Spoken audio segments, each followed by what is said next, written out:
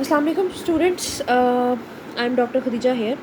और जैसे कि आप लोगों को पता है ये पार्ट 2 माइटोसिस की वीडियो पार्ट 1 की आपको जो है वो डिस्क्रिप्शन में भी मैंने डाल दिया और इसके अलावा जो है वो आपको व्हाट्सएप ग्रुप में भी मिल जाएगी और यहाँ पे भी यूट्यूब चैनल पे भी आपको मिल जाएगी। इंटरफेस हमने पढ़ लिया था, सिस्टर क्रोमेटिड का बता दिया, मटेरियल कौन कौन से यूज़ होते हैं ये बता दिया था, रैप किसके अराउंड होता है ये भी बता दिया था। ये देखो ये अच्छा एक एमसीक्यू आता होता है कि जो डीएनए का मेन जो प्रोटीन होता है वो कौन सा होता है, हिस्टोन प्रोटीन होता है। उसकी कितनी लेंथ होती है, 6.5 फीट ऑफ डीएनए लेंथ होती है। अब ये देखो एक डबल हेलिक्स है, उसके बाद इसके इर्द गिर्द ये प्रोटीन्स आपको नज़र आ रही है, हिस्टोन क्रोमेटिन आपको नज़र आ रहा है, उसके बाद सुपर क्वाइल्ड आपको डीएनए नज़र आ रहा है। ये सुपर क्वाइलिंग होती है, डबल क्वाइलिंग जिसको बोलते हैं। और यहाँ पर इस चीज़ के बाद आपको ये नज़र आएगा क्रोमेटिड्स बने हुए। अब देखो आपको ना एक पूरी एक ऐसी डायग्राम देके मैंने पेपर में आपसे पूछना है ए पार्ट कौन सा है, बी कौन सा है, सी कौन सा है। आप ये ऊपर वाला बताओगे, जो हेड आपको नज़र आ रहे हैं ना इसके, ये आपके होते हैं जी क्रोमेटिड्स। ठीक है, इसके अलावा यहाँ पर जो आपके पास होता है ना, ये हमारे पास होता है जी सेंट्रोमियर। ठीक है, दरम्यान में पड़ा हुआ। उसके बाद आपके पास हो जाती है रेप्लिकेशन। उसके बाद आता है आपके पास होमोलोगस क्रोमोसोम्स। अगर ये दो बन जाते हैं, ये आपस में मिल जाते हैं, दो क्रोमेटिड्स सेंट्रोमियर आपस में जो है वो एक दूसरे के साथ मिल जाते हैं और होमोलोगस क्रोमोसोम्स बना देते हैं, जिसमें दो अलग अलग हो तो ये सिस्टर क्रोमेटिड बन जाती हैं। ठीक है, अच्छा जी नेक्स्ट आ जाओ। माइटोसिस में क्या होता है? माइटोसिस होता है the purpose of mitosis is cell division making 2 cells out of 1। ठीक है, अब each cell has to have its own cytoplasm. हर एक सेल का अपना साइटोप्लाज्म, अपना डीएनए, अपना न्यूक्लियस होता है। जब डीएनए रेप्लिकेट हो जाता है इंटरफेज में, व्हेन 2 क्रोमोसोम स्ट्रैंड जो हो जाते हैं ना बिकम 4 स्ट्रैंड हो जाएं और 2 स्ट्रैंड जो है ना पर क्रोमेटिड बने। अब देखो सबसे पहले एक बात है, अब जब सुपर क्वाइलिंग होगी ना, 2 क्रोमोसोम स्ट्रैंड 4 बन गए। अब इन mitosis the 4 strand 2 sister chromatid जो पीछे पढ़ाया ब्रेक हो जाएंगे और न्यू सेल जो है वो हमारे पास only has 1 double standard chromosome बनाने के। 2 sister chromatid together make a chromosome. 2 sister chromatid जो है वो हमारे पास क्रोमोसोम्स बनाएगा। अच्छा स्टूडेंट्स, मैं आप लोगों के साथ एक एनिमेशन वीडियो भी शेयर करूँगी इंशाल्लाह। ठीक है, व्हाट्सएप ग्रुप के अंदर जो जो बच्चे हैं व्हाट्सएप ग्रुप के अंदर, वो काइंडली जो है उस एनिमेशन वीडियो को देखें माइटोसिस की, जो ताकि आप लोगों को पता लगे कि बेसिकली मैं जो कहना चाह रही हूँ सिस्टर क्रोमेटिड कैसे बनते हैं 4 स्टैंड और फिर उसके बाद 2 स्टैंड मिलकर 4 स्टैंड कैसे बनाते हैं, तो वो आपको सारा कुछ समझ में आ जाएगा उसमें। ठीक है, उसके बाद सेल साइज़ लिमिटेड होता है, वॉल्यूम इंक्रीज़ होता है faster than the surface area से। उसके बाद आपके पास ये देखो, ये कैसे आपके पास रिलेटिव साइज़ आपके पास है ये। ठीक है, जैसे सरफेस एरिया है तो अब आपके पास 6 है, 24 है। ये आपके लिए इतना इंपॉर्टेंट नहीं है, इसलिए मैं इसको स्किप कर रही हूँ।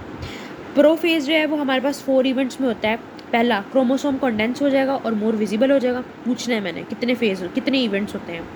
न्यूक्लियर मेम्ब्रेन डिसअपियर हो जाएगा, न्यूक्लियर इनवेल्प। सेंट्रॉयल्स जो हमारे पास होंगे वो सेपरेट हो जाएंगे और अपनी अपनी पोजीशन ले लेंगे, ऑपोजिट पोल की तरफ चले जाएंगे। ये मैं एक एनिमेटेड वीडियो सेंड करूँगी, तभी आपको इसकी प्रोफेज की भी समझ आएगी। स्पाइंडल फाइबर्स बन जाएंगे और अपने सेंटर ऑफ सेल की तरफ रेडिएट करना शुरू कर देंगे। DNA plus protein is called as chromatin. 1/2 of a duplicated chromosome is chromatid. Sister chromatid held together at the centromere. अब देखो, telomeres protect DNA and do not include genes. ठीक है, अब इसके बाद ये देखो क्रोमेटिड वगैरह आ गया। ठीक है, ये देखो मैं बताता हूँ, क्रोमेटिड आ गया इधर, ये सेंट्रोमियर आ गया इधर, ये टीलोमियर आ गया और ये भी टीलोमियर है। ये याद रखना है, इसके मैंने डायग्राम पूछ लेनी है ऐसे। 4 फेजेज है माइटोसिस डिवाइड होता है। पहला, ड्यूरिंग पेरोफेज क्रोमोसिन कंडेंस हो जाएगा और स्पाइंडल फाइबर्स बन जाएंगे। ये देखो, ये स्पाइंडल फाइबर्स बनते गए और क्रोमोसिन कंडेंस हो गया। मेटाफेज में shortest phase of mitosis, MCQs पूछ सकती हूँ मैं। Shortest phase of mitosis is metaphase. Chromosome जहाँ पर लाइन अप हो जाए वो कौन सा फेज है? वो मेटाफेज है, जब मिडिल ऑफ द सेल में चले जाएं। और जब स्पाइंडल सेल्स हमारे पास centromere of the sister chromatid के साथ कनेक्ट हो जाएं तो उस चीज़ को भी मेटाफेज ही बोलेंगे। अब इन 4 phases during metaphase chromosome line up in the middle of the cell. ये देखो, ये लाइन अप कर दिया उसने मिडल ऑफ द सेल्स के अंदर। ठीक है, anaphase is characterised by 3 events. Centromere that join the sister chromatid, centromere जाके अब सिस्टर क्रोमेटिड के साथ स्प्लिट हो गया। ठीक है, उसके बाद सिस्टर क्रोमेटिड सेपरेट हो गए, इंडिविजुअल क्रोमोसोम्स बना दिए। अब सेपरेटेड जो क्रोमेटिड्स हुए हैं वो ऑपोजिट पोल की तरफ जाएंगे। अब देखो, sister chromatid separate to opposite, ये जो मेन लाइनें एंड पे आती हैं ये मेन लाइनें हैं। अब ये देखो, ये ऑपोजिट पोल की तरफ जा रही हैं, नज़र आ रही हैं, ये ऑपोजिट पोल की तरफ जा रही हैं। उसके बाद आ गए telophase. The last phase of mitosis is the telophase. इसमें क्या है? इसमें भी 4 इवेंट्स है। क्रोमोसोम जो है वो कंसिस्ट करता है सिंगल क्रोमेटिड, अनकॉइल होने लग जाते हैं। न्यूक्लियर इन्वेल्व जो होता है वो at each pole of the cells में बनना शुरू हो जाएगा, हर एक का अपना पोल बन जाएगा, हर एक का अपना इन्वेल्व बन जाएगा हर एक पोल सेल्स के ऊपर। स्पाइनल फाइबर्स ब्रेक हो जाएंगे और साइटोकिनेसिस बिगिन हो जाएगी। अब ये देखो यहाँ पर क्या बन रहा है, ये देखो अब अलग-अलग बन रहे हैं, दो सेल बन रहे हैं अब ये। तो इसका मतलब जब दो सेल्स हो जाएंगे, हर चीज़ अपनी अलग अपनी चीज़ें अलग हो जाएंगी, हर एक का अपना न्यूक्लियर डेवलप हो जाएगा, हर एक में साइटोकिनेसिस बिगिन हो जाएगी, स्पाइनल फाइबर ब्रेकडाउन हो जाएंगे, तो वो टेलोफेज होगा। ठीक है, अब साइटोकिनेसिस देख लो, cytokinesis the division of cytoplasm into is the division of cytoplasm, ये याद रखना है। और ये क्लीवेज फुरो बनाता है, ये भी याद रखना है। ठीक है, अब ये देखो मैंने डायग्राम यही वाली उठा के चिपका के ABC ऑप्शन पूछ रहा है ना, यहाँ पर क्या हो रहा है, यहाँ पर क्या हो रहा है, यहाँ पर क्या हो रहा है। पहले पे एनिमल सेल टेलोफेज में बताया, न्यूक्लियस फॉर्मिंग हो रही है, यहाँ पर न्यूक्लियस बन रहा है, न्यूक्लियर वेल बन रहा है, न्यूक्लियर मेम्ब्रेन बन रही है। यहाँ पर क्लीवेज फुरो हो रही है, अलग हो रहे हैं सेल। और यहाँ पर न्यूक्लियर वेल्व जो है, यहाँ पर न्यूक्लियर वेल्व फॉर्मिंग हो रही है, यानी पहले न्यूक्लियोलस बना था, फिर न्यूक्लियर वेल्व फॉर्मिंग हुआ था, अब क्लीवेज फुरो बना था। ठीक है, different animal and plant cells. In animal cells the membrane pinches closed. In plant cell a cell plate form. याद रखना, ये इंपॉर्टेंट MCQs है। ये देखो यहाँ पर प्लांट सेल्स में क्या हो रहा है, सेल प्लेट बन रही है, जबकि एनिमल सेल्स में मेम्ब्रेन जो है वो पिंचेस जो हो रही हैं वो क्लोज्ड एक दूसरे के पास आ रही हैं। Mitosis and cytokinesis produce two genetically identical daughter cells, produce करता है interphase prepare the cells to divide.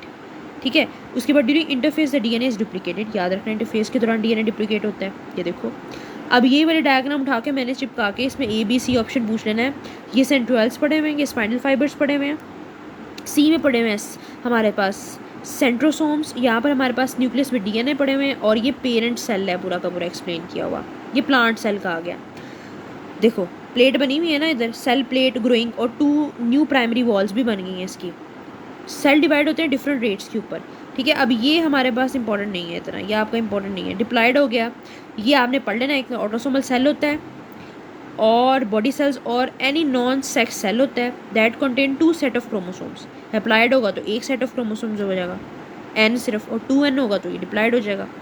ठीक है, बस आपने इसमें डिप्लॉयड के बारे में यही याद रखना है। ठीक है, अच्छा स्टूडेंट्स, अब ये है कि आप लोगों का नेक्स्ट जो लेक्चर है ना वो आपका जो है, एक तो सोमैटिक सेल में भी पढ़ा दूंगी और इसके अलावा आपको बाकी भी कवर अप करवा दूंगी मेयोसिस। ठीक है।